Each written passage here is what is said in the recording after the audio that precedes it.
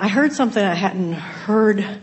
I heard y'all talk about, in terms of food, you can pretty much eat anything, within reason and according to your beliefs as to how it's going to affect you, and that we're a chemical factory and we can pretty much, our body can extract what it needs. But on this one particular CD, I heard y'all it sounded a little bit like you were down on sugar.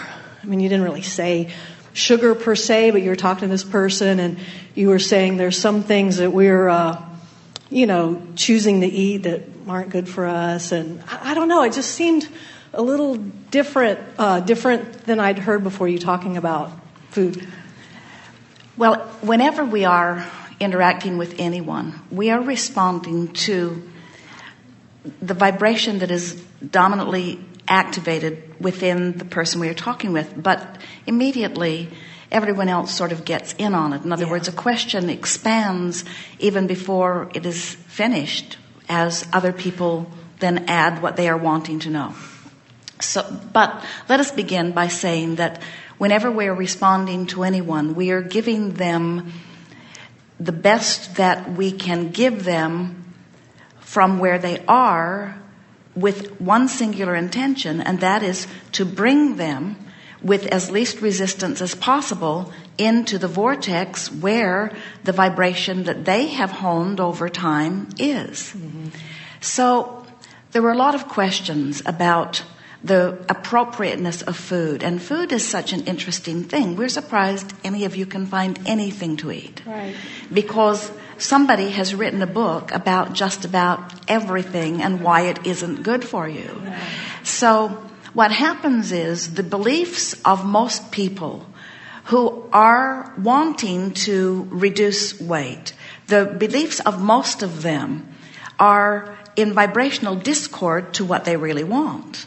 And remember, now, we can approach this in a way that we have not before, as we are coming on the heels of what we were talking about earlier today. That there's in the vortex and there's out of the vortex. But we want to begin by first saying that there is this attitude, or really a mindset, that is very prevalent among so many people in your culture, that goes like this: I tried that and it didn't work. Oh, I've tried that and it didn't work. Or nothing that I've tried works. And what we're wanting to begin a new sort of basis is that it doesn't matter how long this new idea feels inspiring to you. As long as it feels inspiring to you, you're using this new idea, it didn't work, then you could have 10 different things that you've tried, or 20 or 100, but let's say 10. Okay. 10 different things that you've tried. And you could just cycle them through your experience, and they could continue to be productive for a little while. The only thing that keeps them from being productive is that you grow weary of the limitation of them. But what they give you is more positive expectation. There's always a new platform that will turn up for you that will lead you to the next and the next and the next. And if you could get rid of the idea that I'm going to find a thing or a process or a diet or a behavior that's going to serve me for all the days of my life, and instead say, this is what I'm using right now, currently today, as my excuse to get myself in the vortex. And by that, we mean by in the vortex, what we really mean in this conversation is in vibrational alignment with the desire that is already in the vortex. In other words, if you have a desire, and many people do, and you don't believe that what you're doing will bring you the results that you want, then they won't. In other words, and so everything that we talk about is about thought and about alignment of energy. But what about action? How does action fit in? How does action fit in? If you want something and you believe that a particular action, let's say sugar or carbohydrates or fat or whatever, the current bad you guy. Believe that a consumption of that will prevent you from the results that you want, and you are behaving in a way that you are consuming that, then it doesn't matter what you want, because your behavior is amplifying a belief that contradicts your desire, and so you cannot get the results that you want. So what we are recommending is that you find your desire and shine a light on it and amplify it, and do it enough that then your behavior is modified because your desire is pulsing so much more brightly.